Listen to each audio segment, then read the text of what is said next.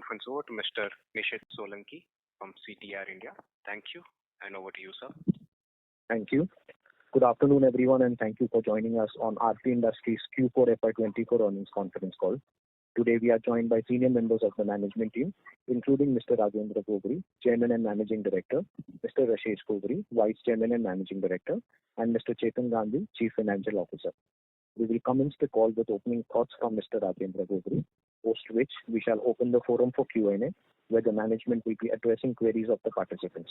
Just to share our standard disclaimer, certain statements that may be made in today's conference call may be forward-looking in nature, and the disclaimer to this effect has been included in the results presentation that has been shared earlier and also uploaded on stock exchange websites. I would now like to invite Mr. Rajendra Gogri to share his perspectives. Thank you, and over to you, sir. Thank you. Good afternoon, everyone, and welcome to our Q4 and FY24 earnings call. I'll take you through our performance insights on industry dynamics and strategic initiatives. Firstly, let me summarize our annual numbers for FY24. Revenue came in at rupees 7,012 crores, while EBITDA stood at rupees 984 crores. Profit after tax was at rupees 416 crores. Board has recommended a dividend rupees 1 per share, that is 20% for FY24. We delivered resilient performance during the year despite severe global pressure emanating from sluggish demand trends globally, leading to slower export trajectory and inventory adjustment. These challenges were further compounded by geopolitical crisis impacting the global supply chain and logistics. Against this backdrop, we have demonstrated a stable performance anchored by our nuanced understanding of market dynamics, combined with cost leadership and differentiated product portfolio. While the overall global macroeconomic environment remains subdued, we witnessed demand recovery in discretionary applications catering to dyes, pigments, specialty polymers, and additives, among others. Macro concerns related to non-discretionary segments serving certain end-user industries still persist. Let me now share the key performance highlights for the quarter under review. Our consolidated revenue increased by 3.5% to rupees 1955 crores in Q4 FY24 over previous quarter Q3 FY24. EBITDA, including other income, grew by 5.6% on QoQ basis to rupees 283 crores in Q4 FY24. EBITDA growth reflected an optimized cost structure driven by higher volume, resulting in improved operating efficiency and favorable product mix. As a result of this performance, we conclude the year with annual EBITDA of about 984 crores, consistent with the guidance provided in our previous quarter. Profit after tax stood at 132 crores in Q4 FY24, higher by 6.5% over previous quarter of Q3 FY24.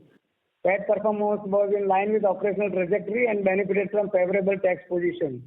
Build up in international costs, interest costs and depreciation aligns with the launch of new capacity scheduled during this year. Performance on QoQ basis was steered by volume growth, planned ramp up of long-term contracts and recovery in discretionary portfolio. Our domestic export mix stood at 52 to 48%. I will turn your attention to production highlights for Q4 FY24. The production of nitrochlorobenzene stood at 17,646 metric tons as compared to 18,842 metric tons recorded in the same quarter last year and 19,580 metric tons in Q3 FY24.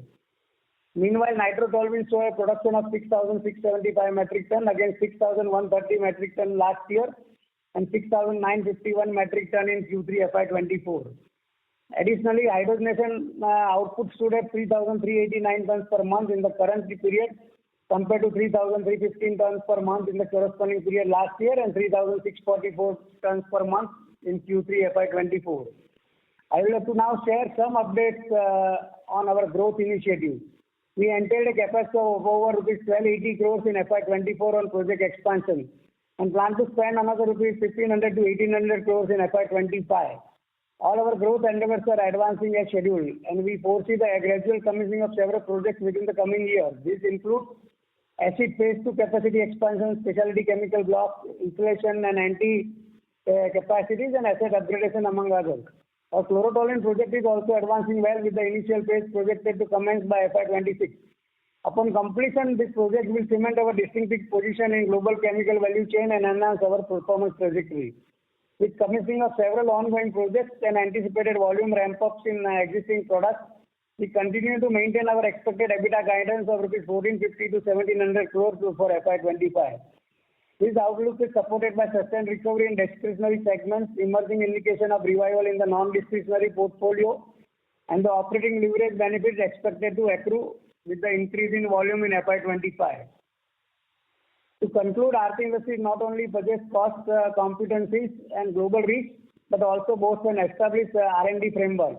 As an integrated player and partner of choice, the company's strategic positioning enables it to proactively navigate the dynamic landscape within the industry. We aim to leverage this extensive expertise, maintain a steadfast focus on our values of care, integrity, and excellence, and fortify our position to enhance values for all our stakeholders. With that, I will now request the moderator to commence the Q&A session. Thank you. Thank you very much. We will now begin the question and answer session. Anyone who wishes to ask a question may press star and 1 on their touchtone phone. If you wish to remove yourself from the question queue, you may press star and 2. Participants are requested to use only handsets while asking a question. Ladies and gentlemen, we will wait for a moment while the question queue assembles.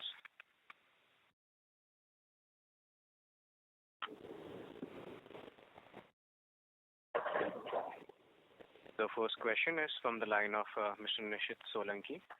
Please go ahead.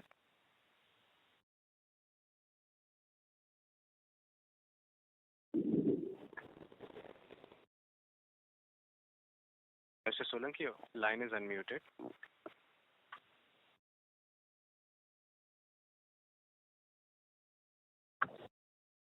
All right. We'll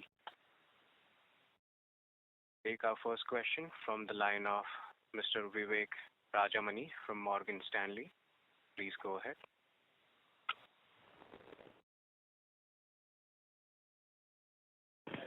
Hello, sir. Thank you so much for the presentation. So 2 questions from my side. Firstly, if you could just give a little bit more color in terms of, why the volume numbers were lower on a Q-on-Q basis, which segments were relatively weaker compared to the last quarter, and what kind of trends you've been seeing in the quarter so far. And just the second question was with respect to your EBITDA guidance, which you've obviously maintained, but just wanted to get your sense in terms of, the trends that you're seeing and in terms of the conversations that you're having with the customers. How confident are you of, achieving something closer to the higher end, or do you think you would rather have to wait to see how the recovery shapes up before some of these things start to get a bit more clearer? Thank you so much. Yeah, this agrochemical segment is under pressure. So volumes in that segment are getting impacted. Whereas on the discretionary side, dyes, pigments, and other segments, we are seeing good traction as far as the demand is concerned. For FY25 guidance, there will be a lot of factors which will determine, whether it will be on the higher end or the lower end. It will be main, how the volume grows up, this demand grows up, as well as our commissioning of our projects and the stabilization of those facilities. So as of now, I think we are not able to narrow down the guidance. And as we move forward, I think we'll be able to do so in coming quarters as far as the next year's guidance is concerned. Sure, sir. Just one quick clarification. The fact that agrochemicals is under pressure is well reflected in the lower nitrotoluene volumes. If I could just clarify, the lower NCB volumes is also purely accumulated, or is there something else as well over here? Yes, some nitric acid pressure was also there during this quarter. So that also is partially impacted volumes, and some of the NCB product also goes in agro and pharma. So that impact was also there. Sure, sir. I'll rejoin the queue. Thank you very much. Thank you. The next question is from the line of Rohit Nagraj from Centrum Broking. Please go ahead. Yeah, thanks for the opportunity and good to see the sequential recovery. So first question is again on the discretionary and non-discretionary segments. Which and all geographies are seeing positive traction and which and all geographies are still reeling under pressure? If you could just tell us from the exports perspective. Thank you. Yeah, actually we make this intermediate going into different geography. And then the finished molecules are then made in whether it's mainly in US and Europe as far as agrochemicals are concerned, and then there is export across the globe from that. So it will be difficult to what will be the impact on geographical factor as far as agrochemicals are concerned. But overall, on an annualized basis, we had about 11% North America, 6% Europe, then 4% China, 3% Japan, and rest of the world 28%. So that was a kind of a composition, geographical composition, which was given in our presentation also.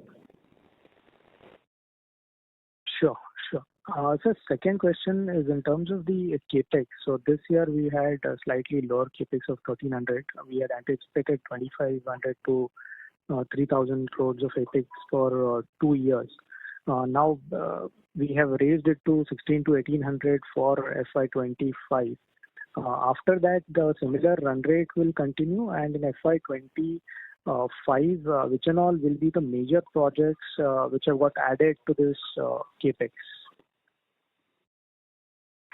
Yeah, this is our existing product line, which we say Zone 1, 2, and 3.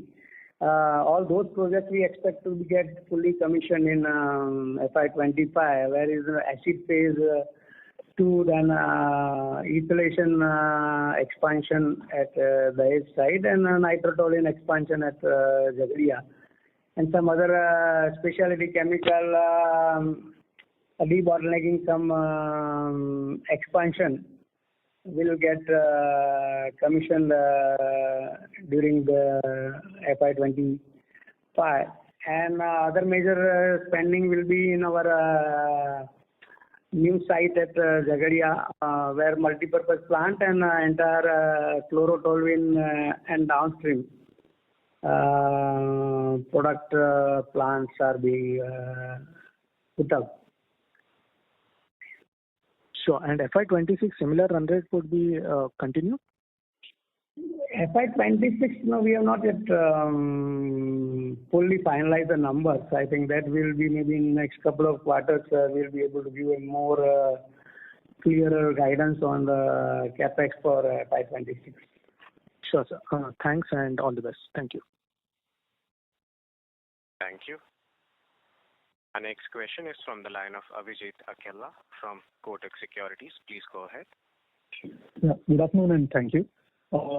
This quarter we have seen a significant increase in gross margins on a quarter-on-quarter basis, sequentially I'm saying. But at the same time, there's a significant increase in the other expenses also, December quarter versus March quarter.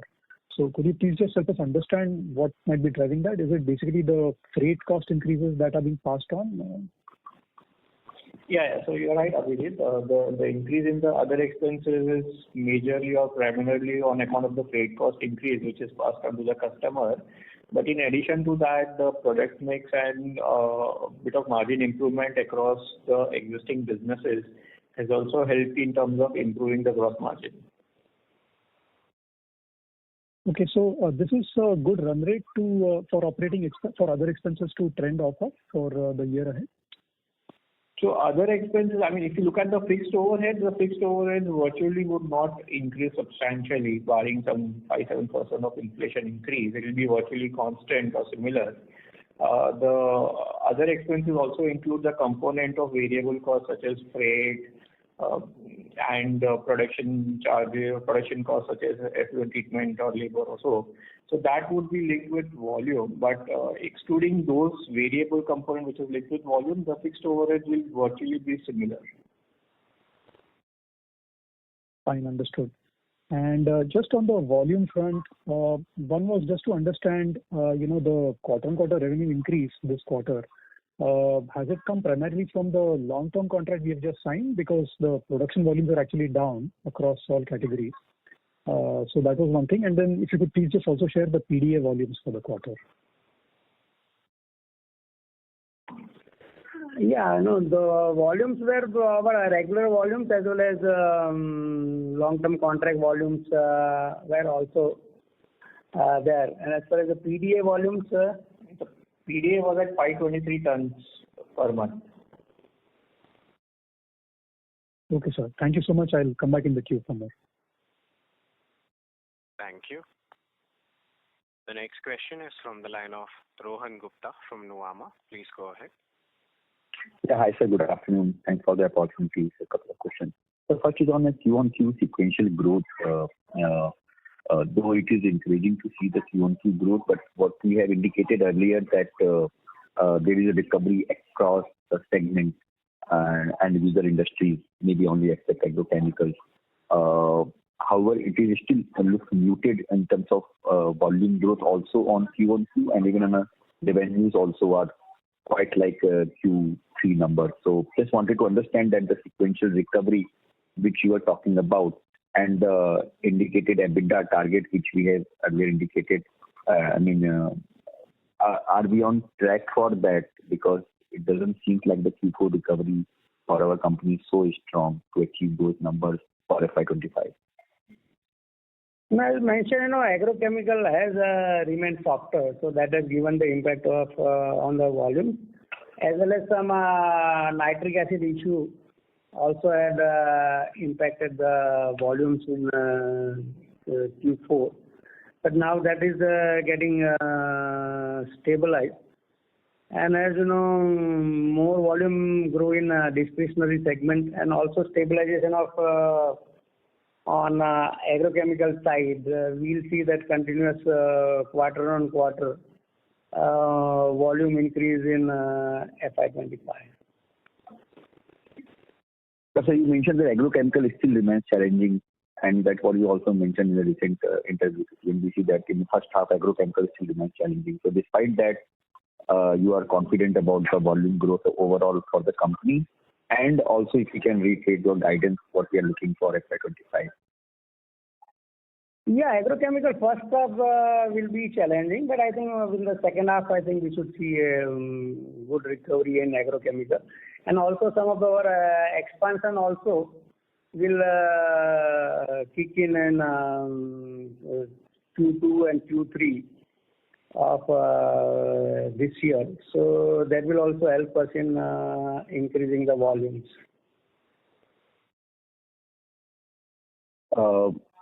Sir, in terms of capex number, you mentioned FY25, you're looking some 1,800 crore rupees capex. Am I right on that? Yeah, it was 1,500 to 1,800 crore. Okay. Sir, if you can just, can give further breakup in terms of the overall capex 1,500 to 1,800, and also can give some guidance for FY26 capex number. Will it be similar to what FY25? And overall 3,000 to 3,500 crore which we are planning to invest in next 2 years, the likely investment of in which segment we will be looking at, if you can share those numbers. Yeah, this year a substantial portion will be going in our new site expansion. And other zone 1, 2, 3 expansion will be more on completion of that. So I think more than 50% will be going in our new site. And as far as FY26 is concerned, the numbers have not been fine-tuned, but it will be upward of 1,000 crore for sure. But then exact number, we'll have to still fine-tune. Sir, new site, that part, if I remember, there is mainly for the chlorotoluene, right? So, or you have also identified some of the products to be manufactured on the new site also from the existing portfolio? There will be a multi-purpose plant also will be put up there. So there will be, some of this multi-purpose plant may be linked to some of the existing value chain or chlorotoluene or some standalone product also. So we'll have first time have multi-purpose plant also on the ground at that location. Okay. So it's not like that the entire 50% expansion on new site will be only for the chlorotoluene. Some part of that will be existing product basket as well, including MPP. Yes, sir. This MPP will have, product coming from various, can have product coming from existing lines or the chlorotoluene or the newer standalone. Is it possible for you to give a breakup in terms of end user industry for FY24, which has just completed? Segmental, like how much for agrochemical and pharma and or maybe polymers, if you can give broad breakup. This agro and pharma were around 35%. And this discretionary around 65, I think 35, 65 kind of a number was there between discretionary and non-discretionary. And this discretionary is where we still continue to see the strong growth, while agro only can see the recovery in second half. Yes. Thanks, sir. I'll come back in for any follow-up question. Thank you. Thank you. The next question is from the line of Ankur Periwal from Axis Cap. Please go ahead. Hi, sir. Thanks for the opportunity. First question on working capital side. If you can highlight, while on receivables we have seen an absolute reduction, but inventory and overall working capital in terms of number of days remains slightly higher. So your thoughts there in terms of outlook? So on the working capital on inventory, there were a couple of products which was to be shipped out in March and it just got shipped out in April. So some matter related to that. Otherwise, it should be higher. Secondly, when you're looking at the day comparison, I would request you to look at the numbers vis-a-vis the quarterly revenues and not the annual revenues, because the average pricing for the second half was a bit more than what was there in the first half on the input and a couple of other input cost components. Sure, sir.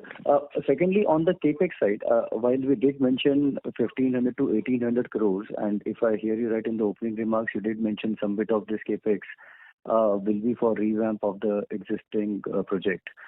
So just any broad thoughts in terms of what could be the potential revenue that we are looking at here, and how much of this capex will be going into replenishment? No, capex basically is our the second ethylation block and nitrotoluene, which is an ongoing capex, and acid phase 2 and some specialty chemical blocks. So they are ongoing expansion for our current product range. So that is where the major volume increase will happen in this year, and also in further volume increase will happen in FY26 also from this existing product line at our current locations. Sure. Sir, let me rephrase my question.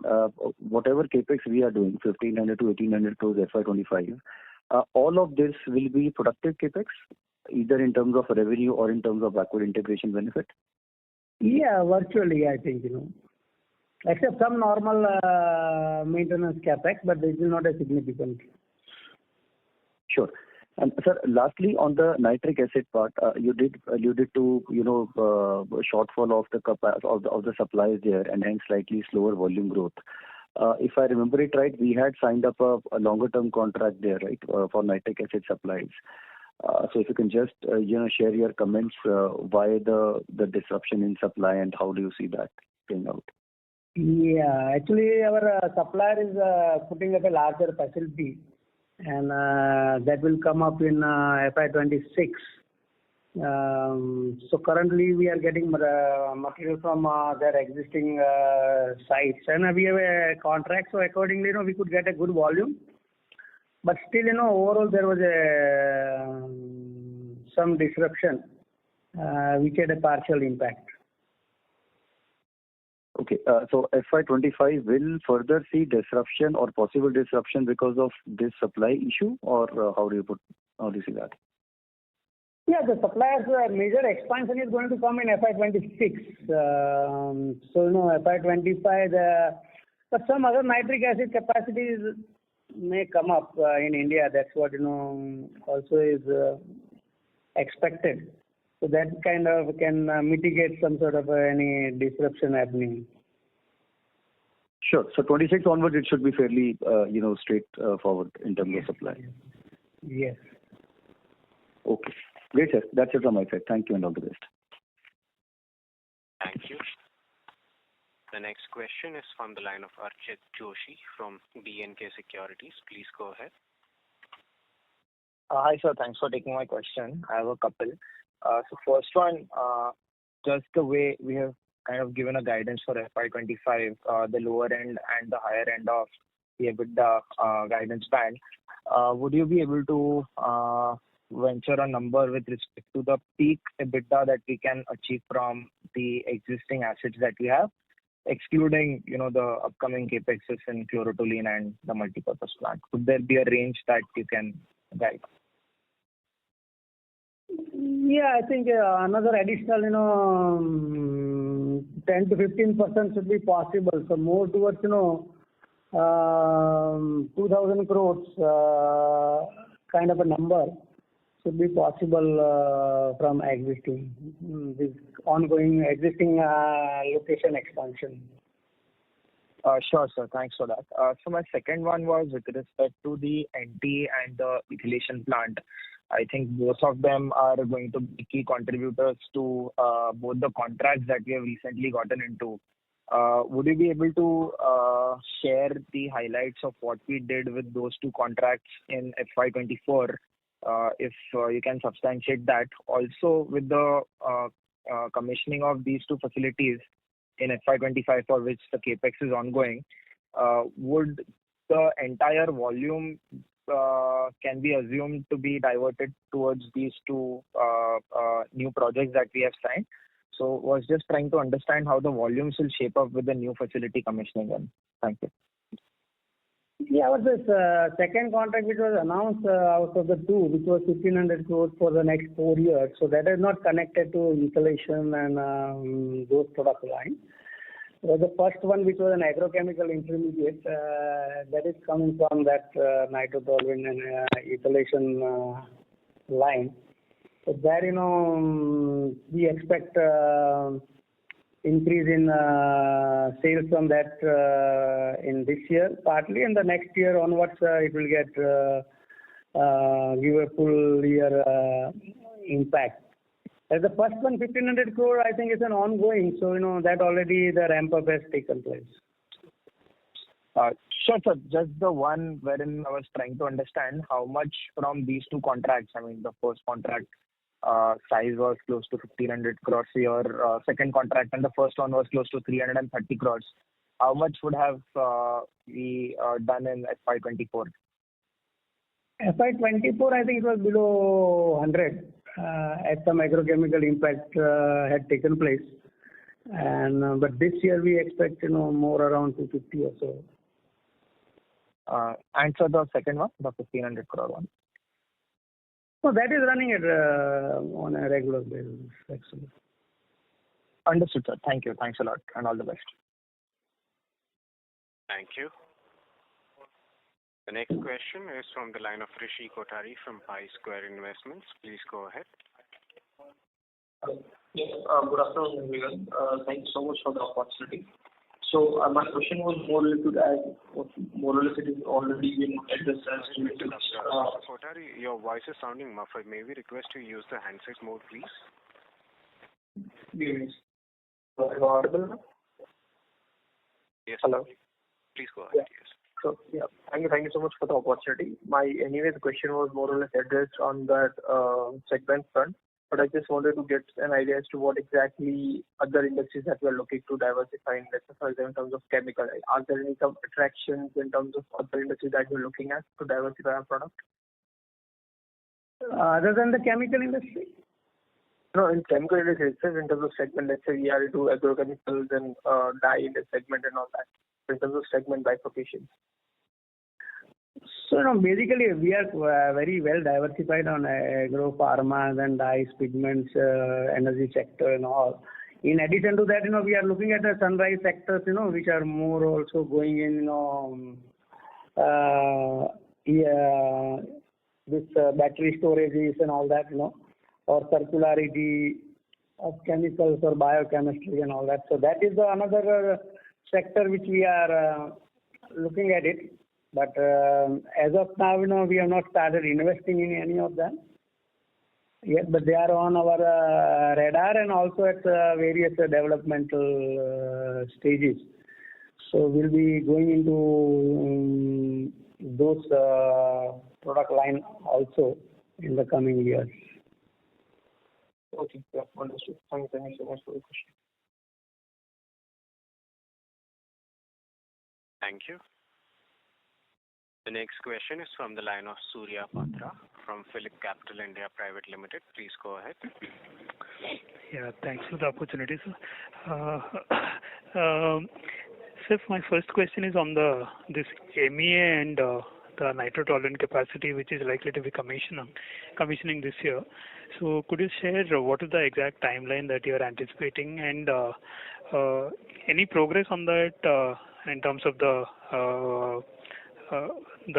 contract with any customer for those products that you have already signed or anything on that front? If you can give some clarity about it. So that we are looking at Q2 of FY25, the commissioning for both nitrotoluene and the downstream. Okay. And some of the volumes are tied up for those products.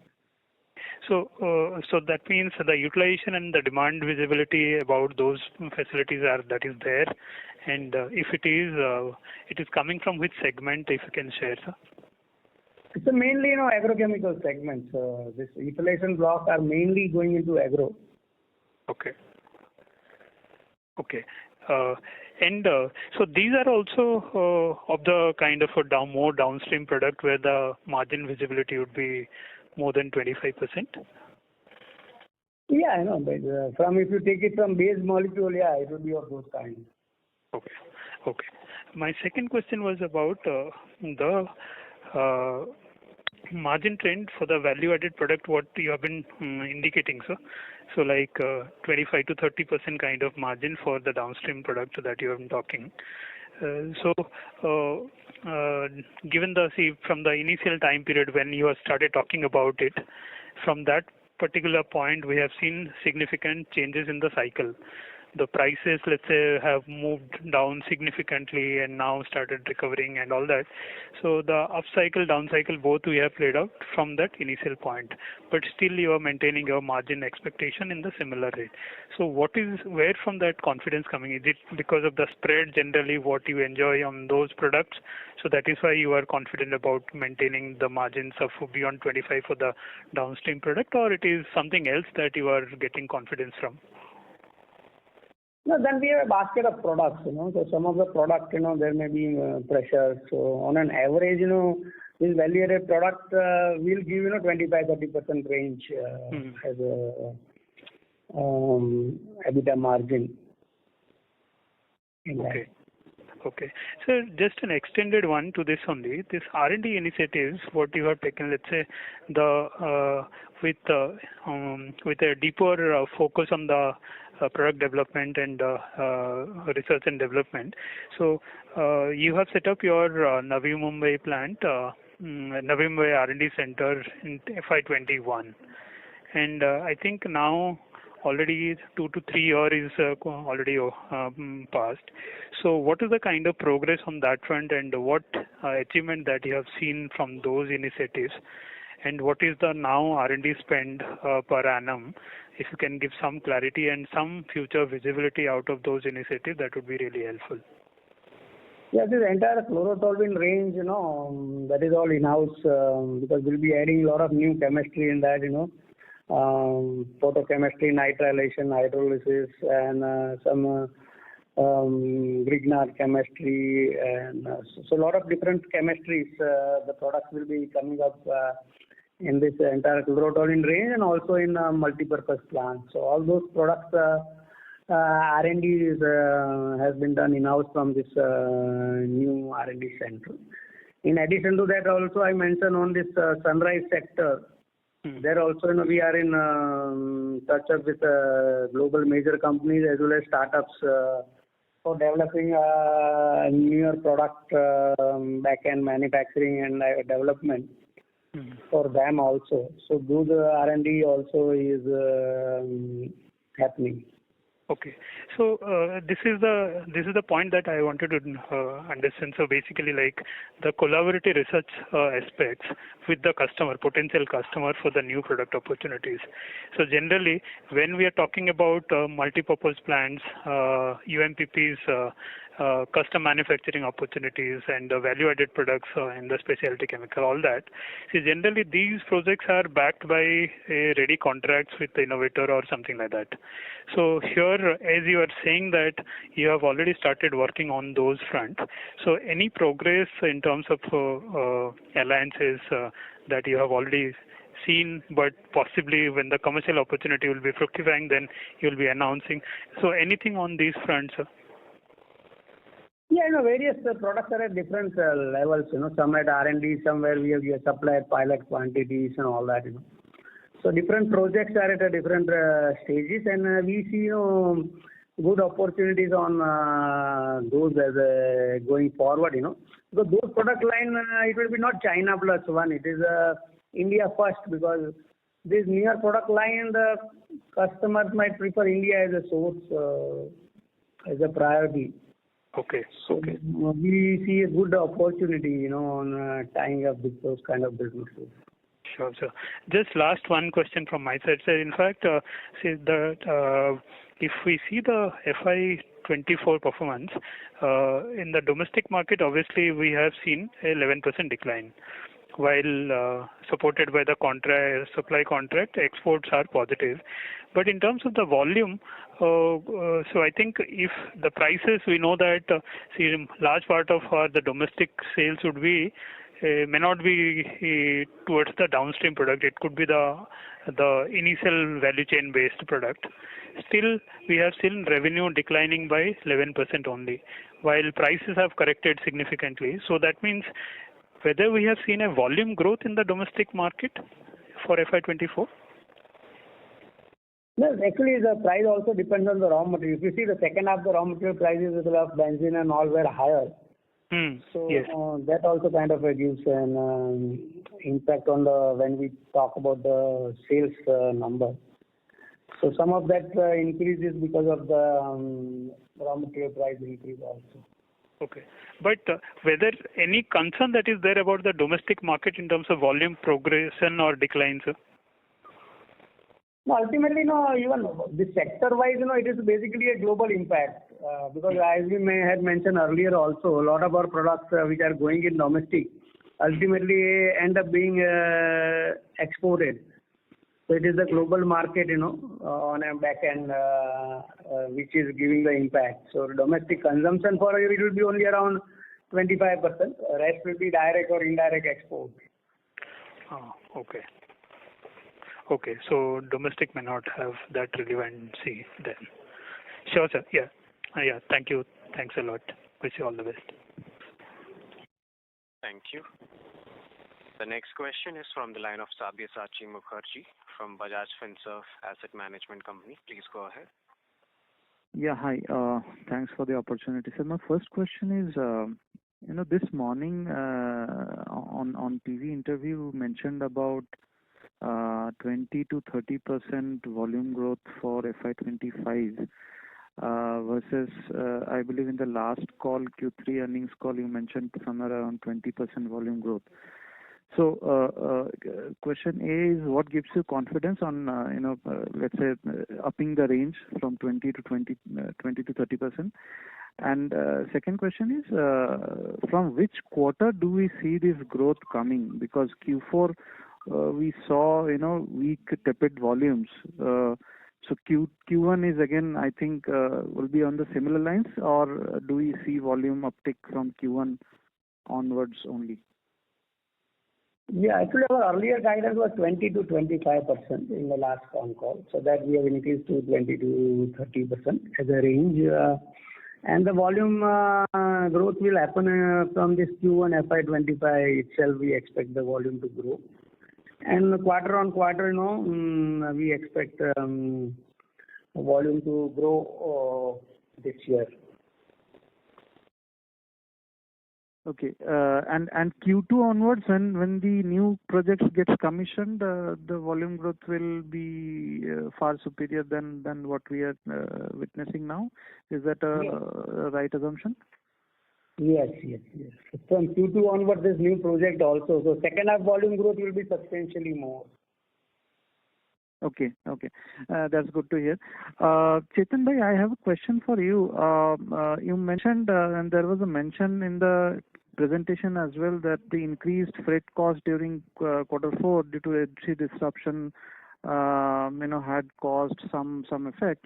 So if I look at Q3 to Q4, the other expenses have gone up by 19%, almost 268 crores to 319 crores.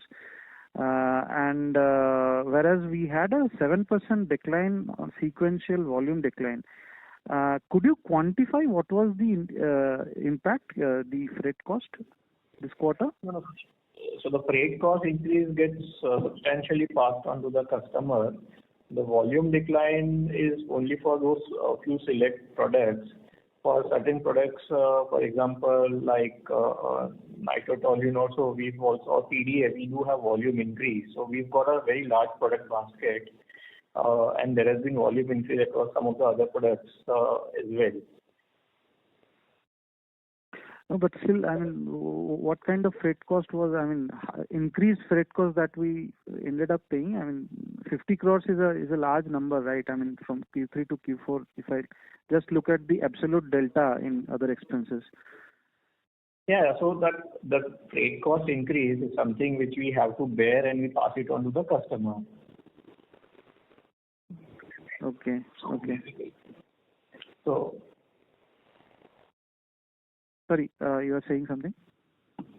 Yeah. So on a value basis, the component is relatively smaller if I look at comparing it to the turnover, and it gets passed on to the customer as a part of the, like, similar to other input costs, this also gets passed on to the customer.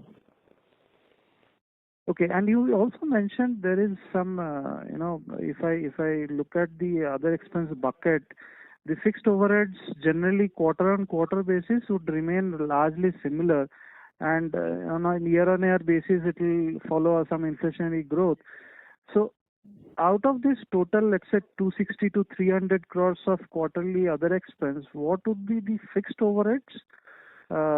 What portion would be fixed and what portion is variable, broadly? So the variable component would be somewhere in the range of around 40-45% kind of stuff.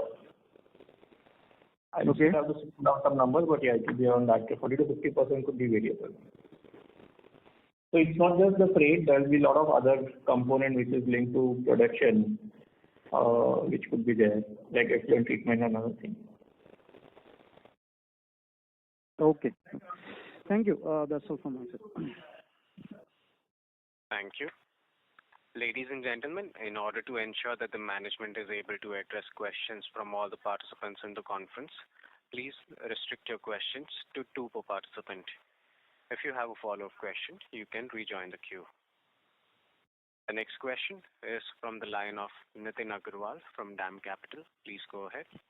So thanks for taking my question. There are 2 questions. One is on the newer projects which are there that we're talking about launching Web 26 onwards. So these are largely oriented for import substitution, or are these going to be primarily export products? Yeah, it will be both import substitution as well as export. So more towards 50-50 kind of a thing. Okay. And sir, with respect to whatever has been happening in China in terms of increased capacities, especially on the agrochem side of intermediates and AIs, I mean, does any of these calculations change for you, or any of the business case has changed for any of these products, especially from export perspective? Not significantly, no. Okay. And so lastly, although you touch upon it, for the 1450, 1700 crore EBITDA guidance that you gave for next year, this should be what, a back-ended guidance in the sense we'll see much stronger H2 and H1? And what would the split be like, 40-60, 30-70? How should we look at that? Yeah, I think it will be more 40-45 and 55-60. Okay, sir. Thank you. Thank you. The next question is from the line of Aditya Khetan from Smith's Institutional Equities. Please go ahead. Yeah, thank you, sir, for the opportunity. Sir, first question is on to the agrochemical demand outlook. As you had mentioned that for this quarter also, the demand has been so lower only. And sir, we are standing into like May and June of this calendar year. So you are expecting like demand will remain muted for this calendar year complete, or like improvement is expected from next quarter?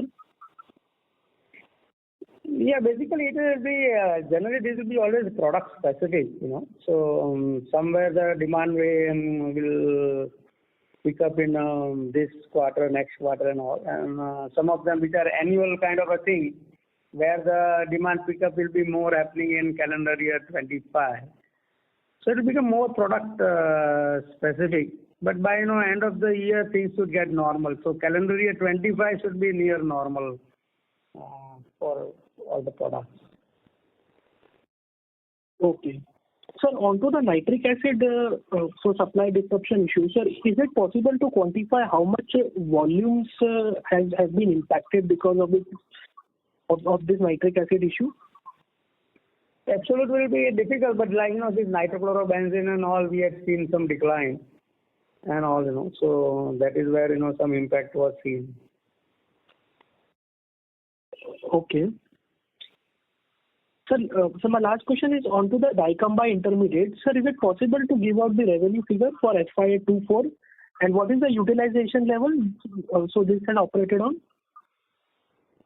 The same, that demand for that agro is struggling. So the hydrogenation part is where we can utilize, but the last part, which is more of a dedicated plant, there not been a very significant volume for this quarter. Okay. Thank you. Thank you. The next question is from the line of Siddharth Gadekar from Equirius. Please go ahead. Hi, sir. So first on the MMA contract which we had announced in Jan, the 6,000 crore contract, can you just quantify how much revenues have been booked in FY24 and how much incremental revenues we are expecting in FY25?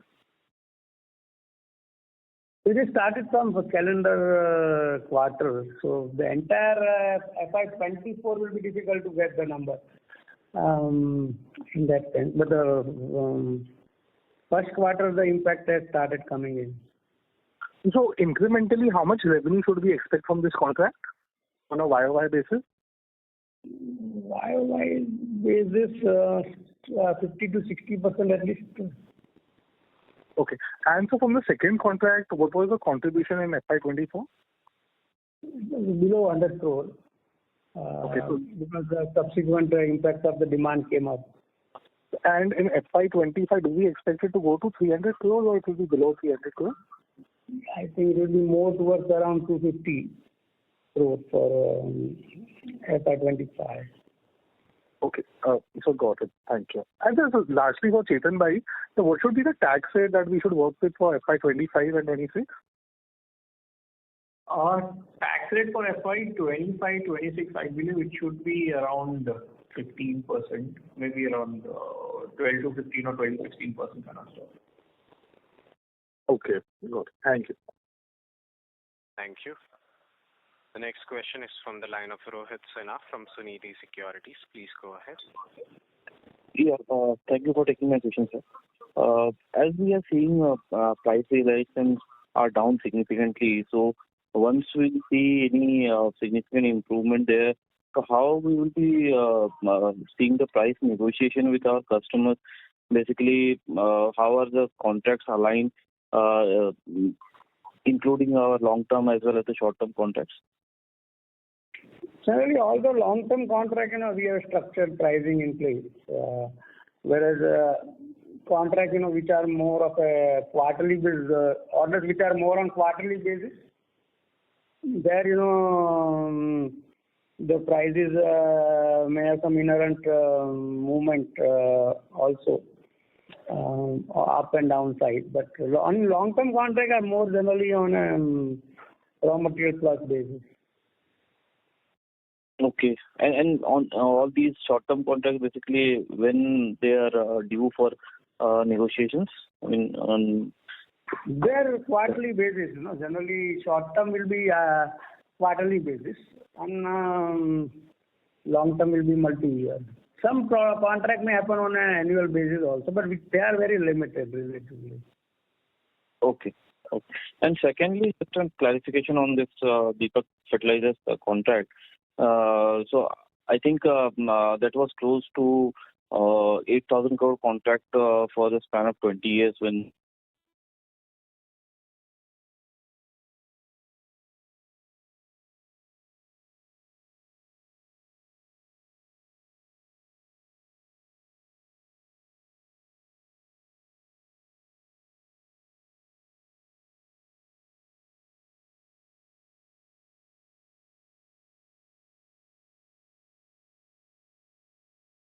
kind of